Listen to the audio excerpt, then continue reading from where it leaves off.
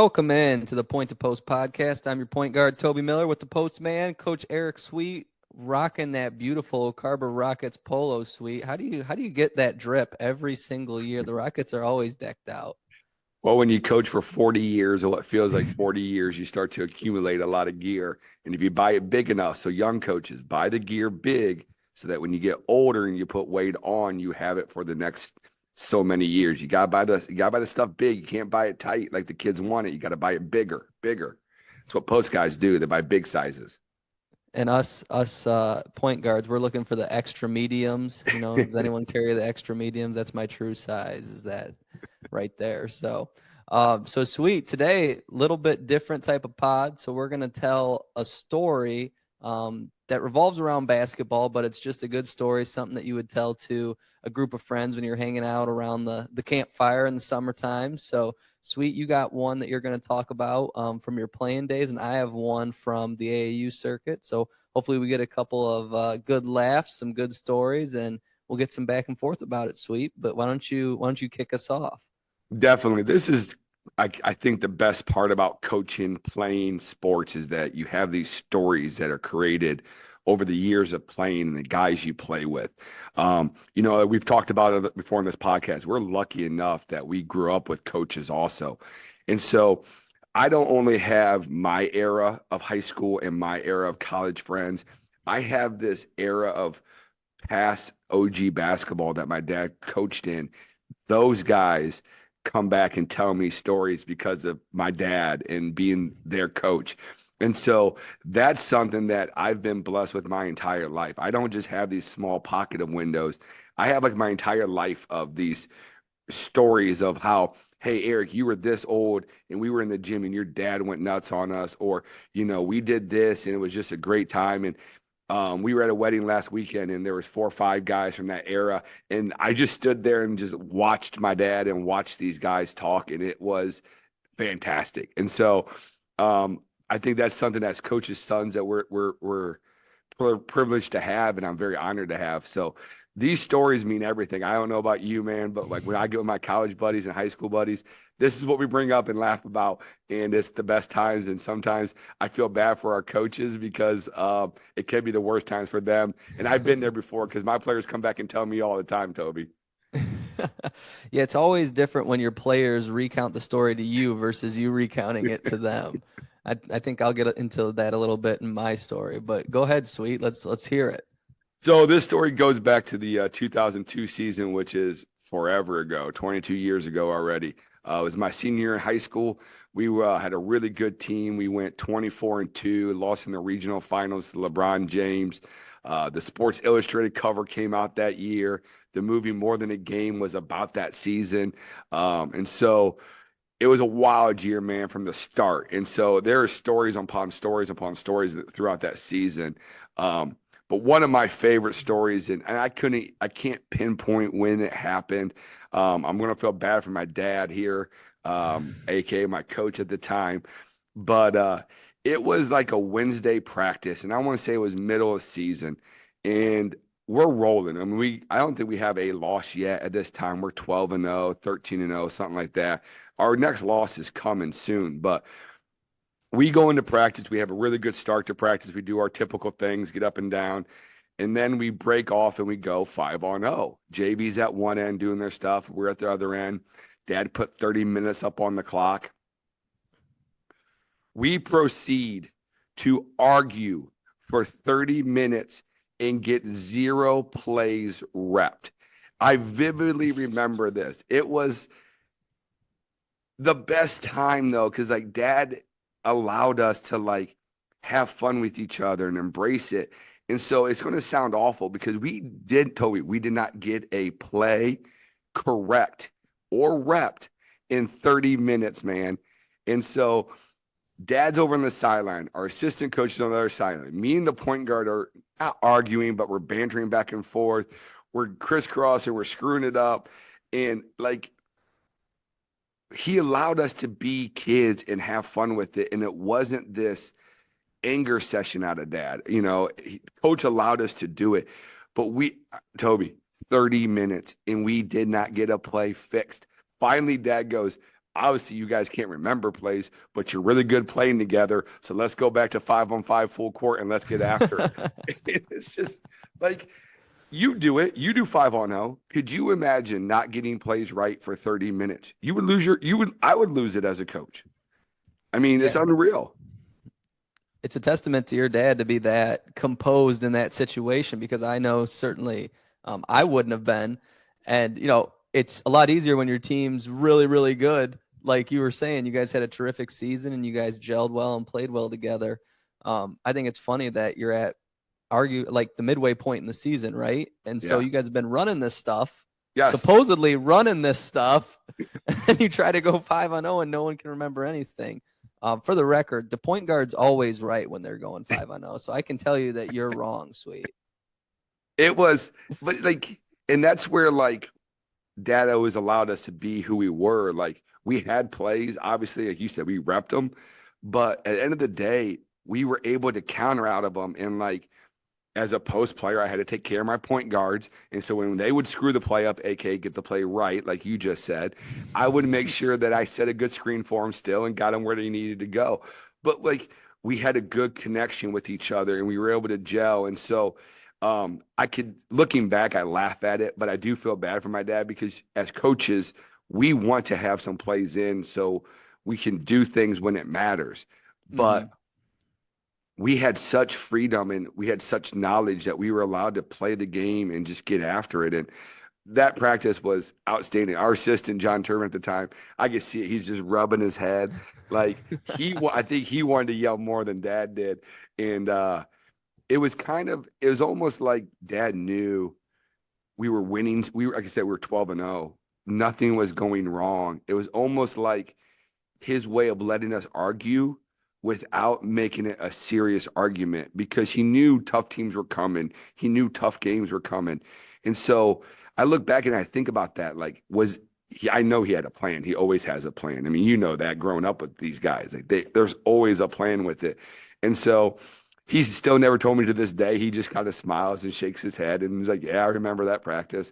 But I know there was an underlying thing that he's never told me and never will tell me because it's one of my favorite stories to laugh about and joke about because we're so play driven anymore. And even quick actions, whatever we do, it's unreal. But I think if I were him and I'm trying to spin that, make it seem like I'm some sort of mastermind with that, I would say at 12-0, when you guys go to run through plays, it makes you guys a little bit vulnerable that you can't remember them. And because it makes you vulnerable, you talk about how we have to have greater attention to detail. Even though we've been successful, we still have the areas where we can improve, we can tighten things up. Anyone can beat us on any given night. That's how I would spin it. And us as varsity basketball coaches, we are the masters of spinning things the way we want them to be spun. So that would be the route that I would go on that, Sweet. How's your summer going so far with the Rockets? You done any 5-on-0 this summer? Yeah, we spent a lot of time working our quick actions. We actually talked a couple of the ones we talked about. We have dragon, we have double way in. We actually rep. And the other night we had our summer league and we didn't run our stuff correctly. And I was semi-angry. And I keep going back to this story pops in my head constantly. I'm like, keep working, keep coaching, because even the best teams and the best players forget stuff. And so it's been good. We just started summer, but we got our sets in and we run them. I've been using some timeouts and throwing some new things at the kids and make them think so that like they're ready for those situations. And, when we do these 5-on-0s, they're more prepared and listening. And you're right. I think that's how Dad did spin it that day. If you guys don't want to focus and dial in, you're going to get beat. And I mean, we did, but we only got beat twice. So we were pretty proud of that. But that's one of my favorite stories of all time. And I feel bad for my dad because he just kind of sits back and laughs. But I know deep down there's something he did and it was on purpose. And it was good because we were successful at it. That's a great story. I don't know if mine can quite cap that. Mine's a little bit more lighthearted. It's more like pulling on the strings of humor. So, as you know, we coach for Ohio Buckets, AAU organization. And so this is back in the hoop group days. So this is a couple years ago, and we're in Atlantic City for the hoop group event. And I'm coaching my team. And, we had a good first day and it's all one bracket. So we won the first two games or whatever. So we're getting ready to go to the games the next day. And our good friend Jake Meisler that runs the Ohio Buckets, when he says that we're leaving the hotel at 9, it really means we're leaving at 8:20. So you have to be ready that 40 minutes before. So I got up early. I thought I had plenty of time to do the things I needed to do in the morning. So I get up. We're staying at the Tropicana, and they have a Starbucks right in the Tropicana. And I was like, awesome, I'm going to go to Starbucks. So I go down there at about 7 a.m. I'm in line at Starbucks, and it is taking forever. Like, I think I didn't leave the Starbucks until about 7:55. It was like an hour in line at this Starbucks, completely outrageous. And so I get up there, I get to the front of the line, and I'm like, I waited this long, I'm going to get the biggest thing they have. So I'm not a Starbucks like order master. I think it's Venti. Is that the biggest one, or Grande? I don't know. Don't get me started with that. I walk up to Starbucks. I go, I want a large black coffee. And they're like, that's it. I'm like, I just want coffee. And they're like, and they say all that stuff. I'm like, no, don't do it. Don't do it. So I say whatever buzzword they have for their big cup of coffee. So I'm kind of angry because Meisler's blowing me up, texting me like, hey, we got to go in like 10 minutes. We got to leave. We got to leave in like 15 minutes. And I'm like, relax. I'm coming up. I got my coffee. I'm all mad because it took me an hour. I get in the elevator. There's like 30 floors of this thing. We're all the way up on floor 28. I get all the way up to floor 27, and there is a guy with a backpack in the elevator in front of me. And as he goes to exit the elevator, he turns with his backpack and nails the coffee out of my hands, the entire piping hot cup of coffee all over me. And I'm telling you, like, it coated the entire elevator. Meisler talks about how he went to get in the elevator after me, and I told him I spilled coffee, and he's like, no, you're just running late. And he saw the flood of coffee in the elevator. Dude knocks out of my hand, doesn't even realize he does it. The door shuts. I'm just covered in it. So I go back up to the room. I'm all mad. As you know, the higher up you get in AAU, the more serious it gets. So, like, people try to wear nice clothes. They try to wear polos and be presentable. And Jake does a really good job of making sure his organization looks buttoned up top to bottom. That was my last Ohio Bucket shirt that had just gotten coffee drilled all over it. So Jake goes down to the car, and I go into my suitcase, and I'm like, oh my God, I don't even, because it's the end of the trip. Like, I have no idea what I have left. And what I had left in the bottom of my suitcase drawer was a t-shirt that I got from when I was student teaching at an elementary school in Columbus City Schools at Ohio State. And we had a student that had autism. And so the t-shirt was like an autism speak shirt, and it had like animals on it, like a panda and a giraffe, like clearly a kid's t-shirt, like that I had worn from when I was student teaching there. And I don't know why I packed it, but that was the only shirt I had clean. So I get that. This shirt is baby blue with animals on it. The only pair of shorts I have are bright red. So put on these bright red shorts, this baby blue autism speak shirt, and I go down to the lobby and go and coach this game. So, of course, I'm hoping like, okay, hopefully this game's a blowout. It's not super intense because I can't take myself seriously. I look like I'm 15 years old as it is, and I'm wearing this shirt and these shorts. Sure enough, it is an overtime game. It's super close, super intense. I'm starting to get on the officials, and they're just looking over at me like, what in the world is going on? This other guy's got on nice slacks and a polo, all buttoned up, great organization, playing the short shots, and I'm like, this is unbelievable. I'm cussing at my kids because this was a group that I was close with, yelling at them, trying to get over the top. Anyway, it goes to overtime, Sweet, and they had that tournament was an Elam ending. Okay.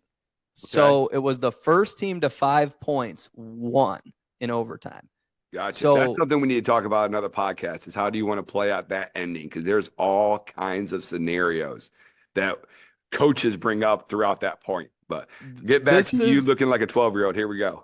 This story is why I was yelling at you this year, like with the Elam ending. I was like, you got to foul in certain situations. Yep. So they win the tip. They score a 2.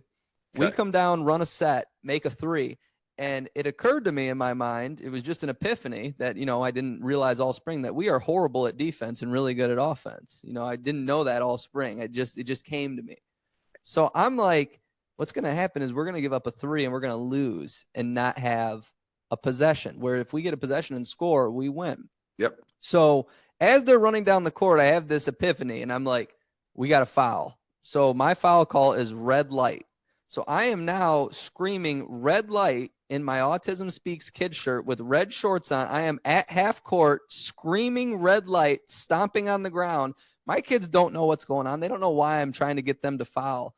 I'm screaming at Luke Rager to foul this kid. I finally just start yelling, foul. Luke fouls the kid. Okay, he makes both. And I'm trying to explain to Luke, like at the free throw, like I told you to foul because I want us to get the last possession, because if we score, we win. I don't want us to lose down there. So we foul. Kid makes both. They have 4. We have 3.